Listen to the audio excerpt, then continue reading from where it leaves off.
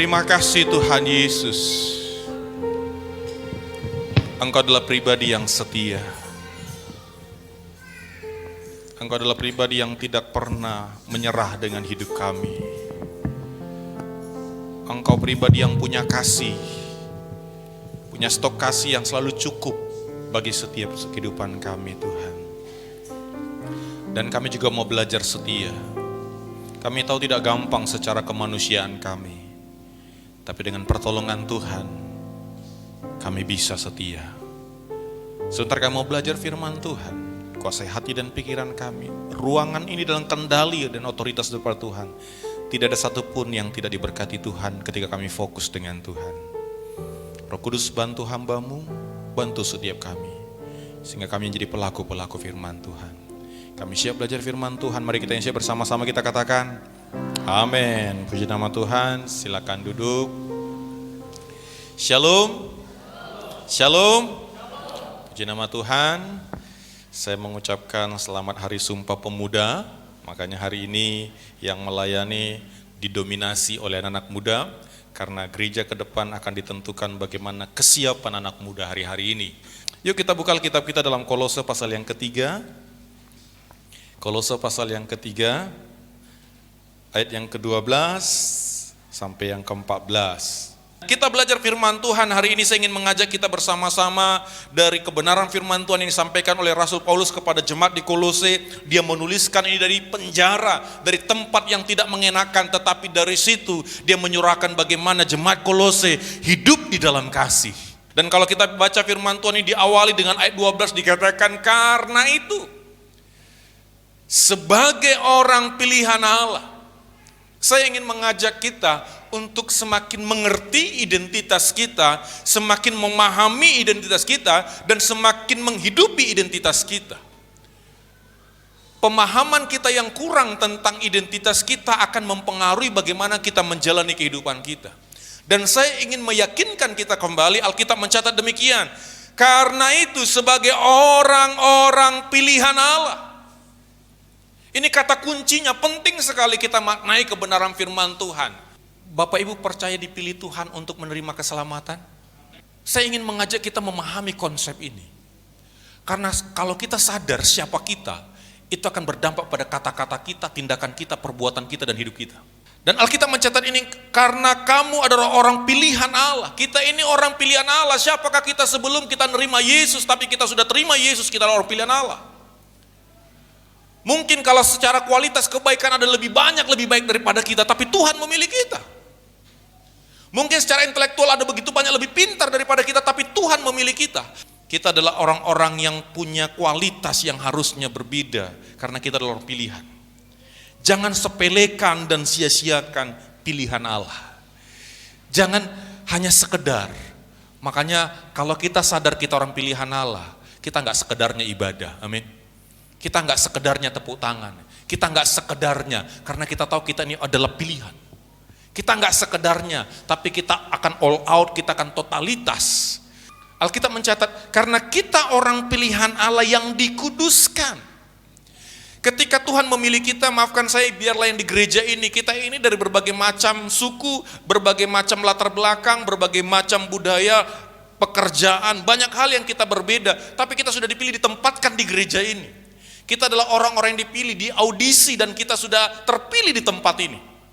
Dan setelah kita terpilih di ruangan ini, kita dikuduskan. Dikuduskan itu dipisahkan, dibersihkan.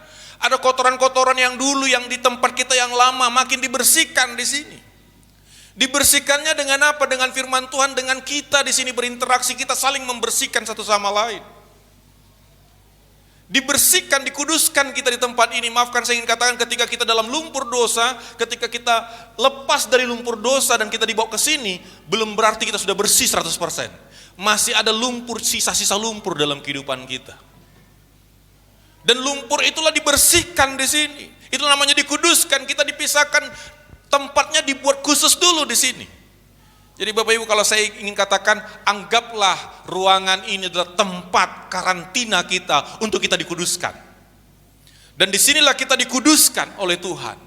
Lewat firman Tuhan, lewat gesekan satu sama lain, kita dikuduskan, kita dibersihkan karena ada lumpur-lumpur, ada di jidat kita ternyata kotoran, ada di kaki kita masih ada terbawa lumpurnya, bahkan lumpurnya pun berbeda-beda. Ada lumpurnya tanah gambut, ada lumpurnya mungkin pelabuhan, ada lumpurnya mungkin tanah kuning, macam-macam lumpur kita. Dan ketika ditumpuk di sini aromanya pun berbeda. Dan di sini kita dibersihkan. Dan terkadang kita butuh orang lain untuk melihat ada lumpur dalam hidup kita. Dan kita saling mengingatkan dan saling mengkoreksi sehingga lumpur itu dibersihkan. Dan Alkitab mencatat kita bukan hanya dikuduskan. Dikuduskan ternyata dikhususkan, dipisahkan, dibuat berbeda dan dibersihkan dia. Yang berikutnya dikatakan dan dikasihinya. Ini sangat penting, harus kita hayati, kita pahami dalam kehidupan kita. Kita ini orang pilihan yang dikasihi. Tuhan bukan Tuhan yang kejam yang memukul kita. Tapi Tuhan yang mengasihi kita, tetapi bukan berarti kalau mengasihi tidak menghajar kita. Karena di dalam kasih itu ada pendisiplinan. Tetapi Tuhan punya cara terbaik mendisiplin kita, tidak sama rata setiap kehidupan kita. Tuhan tahu cara terbaik untuk mendidik kita. Tapi kita dikasihi. Saya senang kalau dikatakan dikasihi Bapak Ibu. Bukankah itu kebutuhan utama manusia? Orang yang masih sering menyakiti orang lain, karena dia belum mengalami kasih sesungguhnya sebenarnya. Kalau dia sudah dikasihi, diterima. Saya yakin kalau dikasih itu berbicara tentang penerimaan, berbicara tentang penghargaan, berbicara tentang dianggap, diperlakukan dengan baik, itu sudah satu paket dengan dikasihi. Ya, kalau orang yang sudah dikasihi, dia sudah selesai dan dia tidak jadi masalah lagi berikutnya. Semakin kita belum mengalami kita dikasihi, belum sadar kita dikasihi, seringkali akhirnya kita menyakiti. Alkitab mencatat dikuduskan dan dikasihinya. Dan ini adalah anak-anak Tuhan. Tuhan mengasihi kita Bapak Ibu. Berapa banyak yang yakin bahwa kita dikasihi Tuhan? Angkat tangannya. Percaya dikasihi Tuhan ya? Ya. Kalau kita sadar kita dikasihi Tuhan, pasti hidup kita pun berbeda. Kalau seorang anak sadar bapaknya sayang kepada dia, pasti hidupnya berbeda. Tapi kalau dia merasa nggak dikasihi, merasa nggak dianggap, nggak diterima, pasti dia akan buat masalah, dia akan banyak hal terjadi dalam kehidupannya. Tapi kalau kita sudah dikasihi, pasti berbeda. Pasti kualitas kita berbeda, pasti hidup kita berbeda. Ya. Dan ini hanya awalnya. Kenakanlah belas kasihan, kemurahan, kerendahan hati, kelemah lembutan, kesabaran. Bapak Ibu saudara terkasih dalam nama Tuhan Yesus. Kalau kita baca firman Tuhan ini, kesatuan itu terjadi karena ada kesamaan. Nanti kita akan baca di ayat 14-nya. Saya katakan tadi, kita yang di tempat ini punya kesamaan.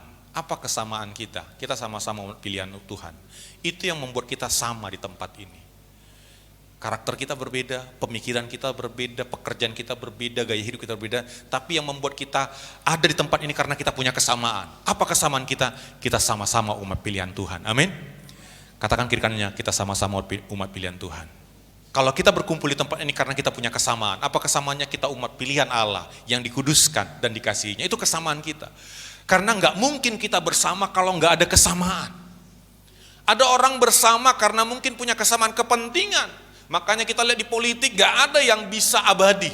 Karena kalau kepentingannya sama, di suatu saat mereka bisa bersama. Tapi ketika kepentingannya berbeda, dia bisa keluar dari partai itu.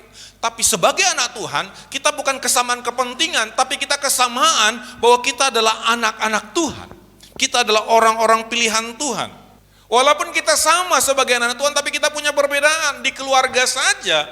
Walaupun suami istri punya kesamaan dalam pengertian mereka sudah dipersatukan menjadi satu, tapi ternyata ada perbedaan juga. Ada juga tensi yang naik, ada juga amarah padahal sudah disatukan. Apalagi gereja, kumpulan orang-orang yang dipanggil dari kegelapan menuju terangannya yang ajaib, kita punya banyak perbedaan, tetapi kita punya kesamaan, kita anak Allah. Sekarang mana yang mau kita kedepankan? Kesamaan kita atau perbedaan kita? Kalau kita mengedepankan perbedaan kita, keluarlah, bubarlah. Tapi kalau kita mengedepankan kesamaan kita, bahwa kita ini sama-sama pilihan Allah, maka kita akan tetap. Kenakanlah, sama seperti kita mau pakaikanlah Kalau kita ini anak-anak Tuhan yang kita ada dalam satu komunitas, mari kita kenakan belas kasihan dan kemurahan. Belas kasihan ini dengan kemurahan ini sesuatu yang tidak bisa dipisahkan. Orang tidak mungkin berbelas kasihan tanpa ada kemurahan. Jadi kemurahan itu adalah akibat belas kasihan. Dia punya compassion, dia punya kasih, dia punya punya kepedulian, dan kepedulian itu dinyatakan dengan kemurahan hatinya memberi. Ketika kita sadar kita adalah umat-umat pilihan Allah di tempat ini, mari kita kenakan belas kasihan, kemurahan satu sama lain. Mari kita kenakan itu dalam kehidupan kita, berempati atas kelemahan, atas kesusahan, kekurangan orang lain. Itulah namanya kita berbelas kasihan. Yang berikutnya dikatakan kenakanlah apa? Kerendahan hati dan kelemah lembutan. Karena kita umat pilihan Allah yang kita punya interaksi, kita punya komunikasi, dan kita berelasi satu sama lainnya, kita butuh kerendahan hati supaya tidak terjadi konflik di dalamnya. Karena setiap hari kita bertemu, setiap hari kita bersama, tetapi tidak selalu setiap hari mood kita sama, kita punya hati yang sama, perasaan yang sama, tidak. Tetapi ketika kita ada kerendahan hati, dan dikatakan ada kelemah lembutan, itu bisa terawat dengan baik. Seseorang yang memiliki kerendahan hati itu adalah seorang yang mau dalam beberapa hal melepaskan apa yang menjadi haknya. Bapak Ibu, kalau kita ingin supaya pelayanan ini, jemaat ini boleh tetap bersama-sama, kita bergandengan tangan sebagai umat pilihan Allah, memang mari kita memiliki kerendahan hati. Kerendahan hati itu disertai dengan kelemah lembutan. Bukankah Yesus mengatakan, belajarlah kepadaku karena aku rendah hati dan lemah lembut. Rendah hati dan lemah lembut ini sesuatu hal yang satu paket yang harus ada dalam persekutuan kita sebagai umat pilihan Allah. Kalau kita umat pilihan yang dikuduskan dan dikasihi, kenakanlah kerendahan hati. Orang rendah hati dia nggak ngotot, nggak selalu mengatakan bahwa dia lebih benar daripada yang lain. Orang rendah hati dia mengalah, Bapak Ibu. Saya pikir dunia ini akan bahagia kalau banyak orang yang mengalah. Tapi kalau banyak orang ngotot-ngototan, masalah saja. Kalau kita ingin sebagai anak pilihan Allah tetap di dalam komunitas kita, mari kita miliki kerendahan hati dan kelemah lembutan. Kemampuan untuk menguasai diri dan tidak bereaksi negatif ketika dituduh, difitnah, disakiti, itulah berbicara tentang kelemah lembutan. Kemampuan diri untuk tidak cepat bereaksi. Seringkali kita gagal karena terlalu cepat bereaksi. Saya katakan kelembutan itu berarti kemampuan menguasai diri untuk tidak bereaksi ketika kita dituduh, difitnah, dan disakiti. Ini tidak gampang Bapak Ibu, tapi kalau ini ada dalam diri kita, wow. Di dalam keluarga, di dalam komunitas, banyak hal yang bisa diselesaikan. Dan saya ingin membawa kita dalam satu pemahaman dulu, dimulai dari internal dulu baru eksternal. Jangan eksternal dulu baru internal, internal dulu. Kalau internalnya sudah mantap, keluar jadi. Dan yang berikutnya kesabaran. Ini sering kali diulang-ulang. Tapi memang kalau ketika banyak ayat berbicara tentang kasih, selalu di dalamnya ada kesabaran. Kesabaran adalah ketenangan hati dalam menghadapi berbagai permasalahan, mampu mengendalikan diri dan menghindarkan diri dari perselisihan. Kalau jemaat Tuhan di tempat ini sabar, karena saya katakan tadi kita umat pilihan Tuhan, kita punya kesamaan di dalam Tuhan, tetapi kita punya perbedaan yang seringkali dalam perbedaan itu akan muncul masalah, akan muncul konflik, akan muncul banyak hal. Tetapi kalau di dalamnya ada kesabaran, berarti kita punya ketenangan hati menghadapi banyak hal dalam kehidupan kita dan mampu mengendalikan diri. Kesabaran itu sesuatu yang mahal harganya, karena itu berbicara tentang bagaimana kita mampu mengendalikan diri sehingga tidak terjadi perselisihan ataupun masalah. Dan berikutnya dikatakan, sabarlah kamu terhadap yang lain dan ampunilah seorang akan yang lain. Apabila seorang menaruh dendam terhadap yang lain sama seperti Tuhan telah mengampuni kamu. Tuhan kasih standar yang tinggi loh tentang pengampunan. Jadi ampunilah orang karena Tuhan sudah mengampunimu. Itu standar yang paling tinggi, gak ada yang lebih itu. Jadi kalau ada orang gak mau ngampuni, berarti dia nggak sadar pengampunan dari Tuhan. Itulah maksud perkataan ini. Karena gini, ampunilah dikatakan seorang akan yang lain apabila seorang menaruh dendam terhadap yang lain, sama seperti Tuhan telah mengampuni engkau. Standarnya tinggi dipakai Tuhan. Halo, artinya gini, halo engkau sadar engkau pun sudah diampuni, oleh karena itu mari mengampuni. Di dalam persekutuan, di dalam komunitas pasti ada konflik, pasti ada sakit hati, tapi mari kita belajar mengampuni. Karena kita sudah diampuni. Karena umat pilihan Allah itu adalah orang yang menerima pengampunan dari Tuhan. Harusnya kita dihukum, tetapi Tuhan menggantikan kita, dan Dia yang dihukum menggantikan kita. Pengampunan berarti memberi hati untuk memaafkan kelemahan orang lain, kesalahan orang lain, dan keteladanan kita adalah Tuhan. Ya, harus kita sadari tidak satu pun yang tidak pernah berbuat salah. Jadi ketika kita mengampuni orang lain, itu adalah kerendahan hati kita juga, karena kita pun pernah salah. Mengampuni membebaskan kita dari rasa benci dan sikap menghakimi. Ketika kita mengampuni orang lain, kita sedang membebaskan diri kita dari kebencian dan penghakiman kepada orang lain. Mengampuni adalah jalan terbaik untuk kita bisa menerima pengampunan dan kemurahan Tuhan dalam kehidupan kita. Dan saya akan tutup di ayat 14, saya nggak akan lama-lama Bapak Ibu. Ayat 14 ngomong gini, dan di atas semuanya itu. Paulus coba menyuruh orang Kolose untuk mengenakan, tetapi setelah dikenakan semuanya, di atas artinya kepada semua yang kau kenakan itu masukkan kasih ke dalamnya. Karena belas kasihan tanpa kasih, kesabaran tanpa kasih, kemurahan tanpa kasih, itu akan sangat-sangat terbatas adanya. Tetapi ketika itu engkau masukkan dan dipenuhi kasih Allah di dalamnya, engkau akan mampu melakukannya. Dikatakan seperti ini, dan di atas semuanya itu kenakanlah kasih sebagai pengikat yang mempersatukan dan menyempurnakan. Alkitab mencatat, Paulus mengatakan, di atas semua yang kau kenakan itu, pakaian-pakaian yang kau pakai, atribut-atribut yang kau pakai, di atas semuanya itu untuk melengkapi dan menyempurnakannya, pakailah kasih yang daripada Tuhan, sehingga engkau mampu melakukannya. Bapak Ibu, dikatakan di sini sebagai pengikat yang mempersatukan. Tapi dimulai dengan kata pengikat yang mempersatukan. Jadi kasih itu membuat satu sama lain terikat dan terhubung, tidak terserak, tidak berpencar. Seperti bundel, kenakanlah kasih sebagai pengikat.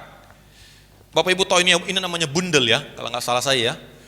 Kertas ini dia akan tetap di buku ini, karena ada bundelnya ini yang mengikat. Kita bisa tetap di dalam perbedaan kita, tetap ketika ada masalah, tetap boleh bersama, karena ada bundel ini loh.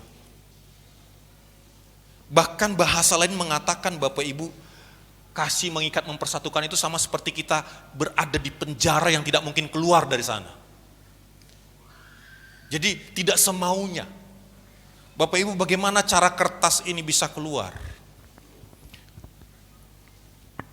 Dia harus melepaskan dirinya.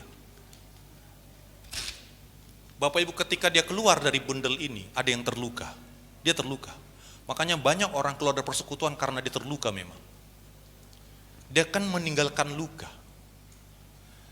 Kasih itu, ketika kita ada dalam kasih, kita akan nyatu di tengah-tengah perbedaan kita. Ini kertas ini macam-macam ini.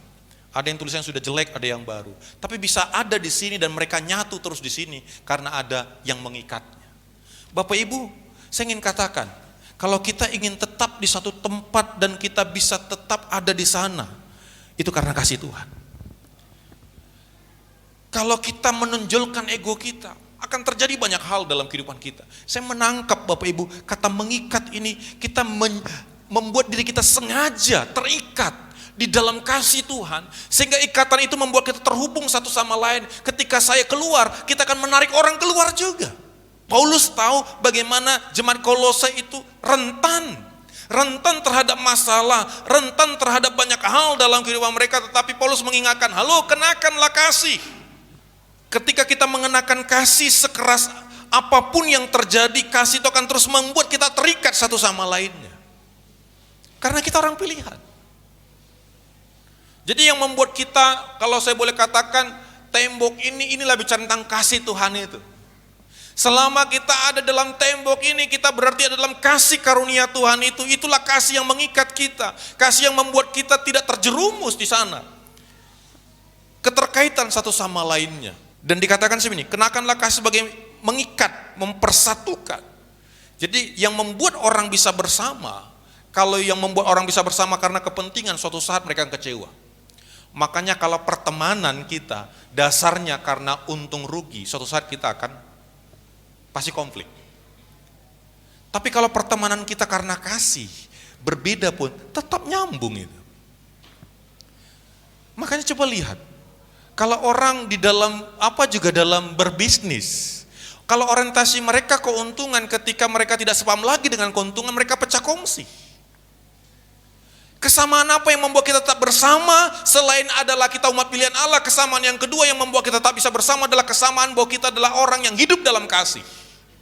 Jadi dua kesamaan yang membuat kita tetap bertahan di dalam kehidupan ini. Pertama, kesamaan sebagai anak Tuhan, sebagai umat pilihan Tuhan. Yang kedua, kesamaan sebagai orang-orang yang hidup di dalam kasih. Kalau kita hidup dalam kasih, Bapak Ibu, kesamaan itu akan membuat kita tetap bersama. Dan ketika kita dipersatukan, baru kita bisa disempurnakan. Alkitab mencatat seperti ini. Kenakanlah kasih sebagai pengikat yang mempersatukan dan menyempurnakan. Setelah kita dipersatukan itu artinya kita tetap ada dalam titik itu, tetap ada dalam komunitas itu, disitulah kita bisa disempurnakan. Jadi Bapak Ibu, tidak ada yang kebetulan Bapak Ibu ada di pelayanan di tempat ini, amin. Tidak ada yang kebetulan, karena di sini kita dipersatukan. Kita satu sama lain, yang satu dengan lain punya karakter yang berbeda, tapi dipersatukan kita dan tetap bisa bersatu itu karena kasih Tuhan. Tapi tidak cukup tetap hanya bersatu, tetapi biarlah kesatuan itu menyempurnakan kehidupan kita. Keluarga itu harusnya ketika mereka bersatu bukan sekedar bersatu, tapi kesatuan itu membuat mereka semakin berkualitas. Kasih Tuhan itu menjadi dasar kita untuk tetap bersatu di dalam kehidupan kita. Kenapa suami istri tetap bersatu? Makanya kita lihat, jangan menikahi orang yang kita kagumi, tapi nikahilah orang yang saling mengasihi, benar ya? Kalau kita hanya kagum mengidolakan, nanti suatu saat kita akan kecewa. Kalau pernikahan hanya karena dasar kagum, wah dia pintar kali nyanyi, emang setiap hari dia mau nyanyi, gitu kan? Wah pintar sekali main bola, emang setiap hari dia main bola. Jangan menikah hanya karena talentanya.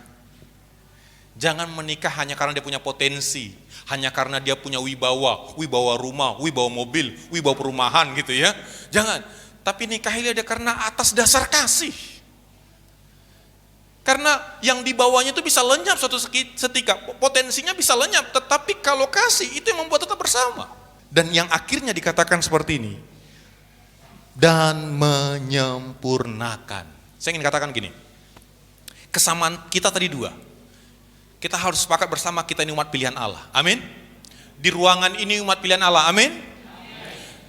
Jangan ada yang merasa, saya salah masuk ini, saya salah kamar ini kayaknya, tersesat saya, enggak. Kita adalah orang pilihan Allah. Yang kedua, kita punya kesamaan kasih. Itu yang membuat kita bertahan. Kasihnya bukan kasih produk kita, kasih agape, kasih Tuhan. Karena itu dikatakan tadi, dikasihinya. Jadi kalau setiap jemaat di tempat ini sudah dikasihi Tuhan, artinya sudah ngalami kasih Tuhan, itu yang membuat kita bersama di tempat ini, karena kita mampu mengasihi. Orang yang tidak pernah dikasihi tidak akan mampu mengasihi. Orang yang tidak diterima tidak akan mampu menerima. Makanya inisiator pertama itu Tuhan. Makanya bukan kita yang cari Tuhan, Tuhan yang cari kita. Bukan kita yang mengasihi Tuhan yang pertama, tapi Tuhan yang mengasihi kita. Akibat Tuhan mengasihi kita, kita mampu mengasihi Dia. Demikian juga kasih ini. Dan yang terakhir, menyempurnakan. Kata menyempurnakan saya ingin sampaikan dan ini penutupnya. Persekutuan bukan sekedar berkumpul, persekutuan harus menambah nilai bagi orang yang di dalamnya. Harus ada perkembangan, peningkatan, kemajuan, semakin matang, semakin dewasa. Dan itu bisa terjadi ketika dalam kumpulan itu semuanya orang yang hidup. Kalau kumpulan itu mati semuanya nggak ada perkembangan. Artinya apa? Hidup rohaninya. Hidup dia. Dan ketika dia hidup, dia akan bersinggungan satu sama lain, dia akan bergesekan satu sama lain. Saling menajamkan satu sama lain. Masalah, konflik, materi yang Tuhan izinkan ada dalam persekutuan untuk menyempurnakan. Saya ulangi, Masalah, konflik itu adalah materi pelajaran yang Tuhan berikan ke dalam komunitas untuk menyempurnakan kita. Sekarang bagaimana kita berespon terhadap persekutuan? Kalau kita hidup punya kesamaan tadi, kesamaan sebagai umat pilihan Allah dan kesamaan dalam kasih, saya yakin kita tidak jadikan masalah merusak hubungan kita. Karena kita tadi terlalu kecil rasanya, karena konflik kita keluar dari komunitas kita. Kalau kita punya kesamaan sebagai anak Allah, kesamaan dalam kasih, terlalu kecil sepertinya kalau masalah itu merusak kita, tapi masalah menyempurnakan kita. Inilah berbicara tentang kualitas. Makanya ayat ini dikatakan, diperjelas dulu siapa diri kita, baru apa yang bisa kita lakukan. Diperjelas dulu siapa kita sebenarnya, baru diperjelas apa yang bisa kita lakukan. Karena kalau kita nggak ngerti siapa kita nggak ngerti apa yang bisa kita lakukan. Pernah Bapak Ibu dengar cerita tentang si buruk rupa? Ada anak Raja Wali, ketika dia belum jadi anak Raja Wali, dia telur bergabung dengan telur ayam. Selama dia ada bersama dengan telur ayam ditetaskan oleh ayam, dia dibully terus. Karena dia agak sedikit berbeda dengan ayam-ayam yang lainnya. Dia nggak menemukan siapa diri dia. Dia nggak tahu siapa dianya. Tapi ketika dia lihat ada burung Raja Wali terbang dan dia berpikir, sepertinya saya seperti itu loh. Dan dia mulai kepakkan sayapnya dan ternyata dia bisa terbang. Ketika kita tahu siapa diri kita, saya yakin kita nggak akan sepele dengan banyak hal. Kita nggak akan kalah dengan banyak hal. Kalau kita tahu siapa diri kita, umat pilihan Allah yang dikuduskan dan dikasihinya. Oleh karena itu pada saat berbicara tentang hidup dalam kasih, supaya kita dipersatukan dan disempurnakan. Kasih di sini bukan kasih produk kita, tapi kasih karena kita punya kualitas hubungan yang baik dengan Tuhan. Tidak heran kita melihat ada begitu banyak orang, dia dekat dengan Tuhan tapi dia jauh dari sesamanya. Dia dekat dengan Tuhan tapi dia konflik dengan sesamanya. Kenapa? Ada keran-keran yang perlu diperbaiki. Apa keran-keran yang perlu diperbaiki? Itu kekerasan hati. Mungkin pipanya itu sudah ada karat-karatnya yang perlu dibersihkan dia. Kita sudah mulai ngotot dengan pembenaran kita. Kita mulai mengotot dengan diri kita, akhirnya nggak mampu lagi. Tapi saya ingin katakan, kalau kita ingin menikmati anugerah Tuhan dalam kehidupan kita, kenakanlah kasih Tuhan. Di atas semuanya, apapun yang kita lakukan, yang menutupnya itu kasih Tuhan loh. Tuhan itu menjadi jubah yang menutupi semua yang ada itu, sehingga kita mampu. Dengan kemampuan kita nggak bisa. Dan saya akhiri dengan firman Tuhan yang saya katakan tadi, tujuannya supaya kita semakin disempurnakan. Lagu kita mengatakan seperti ini, ku mau sepertimu Yesus, disempurnakan. Tiba-tiba Tuhan sempurnakan kita nggak mau. Ketika kita nyanyi kayak gitu, apa diizinkan Tuhan? Pas pulang dari gereja ini ada orang yang membosankan bagi kita. Langsung itu jawabannya. Kan kita baru dengar khotbah, ku mau sepertimu disempurnakan. Sekali pas kita keluar dari parkir tiba-tiba ada nabrak kita dari belakang. Kita baru nyanyi lagu itu, langsung Tuhan katakan, oke, saya kasih pelajarannya langsung. Tiba-tiba sampai di rumah suami kita marah, istri kita marah, turun sajinya kosong semuanya, ternyata kucing sudah makan semuanya. Kita nyanyi tadi, ku mau sepertimu Yesus, Tuhan langsung, Tuhan tidak ubah langsung, jadi. Tapi Tuhan pakai orang-orang. Tapi kalau kita hidup dalam kasih, itu akan menyempurnakan kita, bukan menghancurkan kita. Kalau kita hidup dalam kasih, masalah, konflik, itu menyempurnakan kita. Tapi kalau kita tidak hidup dalam kasih, itu akan membuat kita jauh dari Tuhan. Ini firman Tuhan bagi kita.